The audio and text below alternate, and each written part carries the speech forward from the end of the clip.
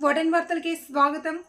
Peddapuram ADB రహదారిలో liquid tanker విద్యుత్ టవర్ను ఢీకొట్టగా త్రుటిలో ఘోర ప్రమాదం తప్పింది. కాకినాడ పోర్టు నుండి హైదరాబాద్కు వెళ్తున్న టోలిన్ లిక్విడ్ ట్యాంకర్ ప్రమాదానికి గురవ్వడంతో సుమారు 11 టన్నుల లిక్విడ్ గ్యాస్ గాల్లో కలిసిపోయింది. పోలీసులు, అగ్నిమాపక శాఖ అధికారులు భారీ భద్రతా ఏర్పాట్లు చేపట్టారు. ఎటువంటి ప్రమాదం వాటిల్లకుండా సత్వర చర్యలు చేసినట్లు అగ్నిమాపక అధికారి జగన్నాథ్ తెలిపారు.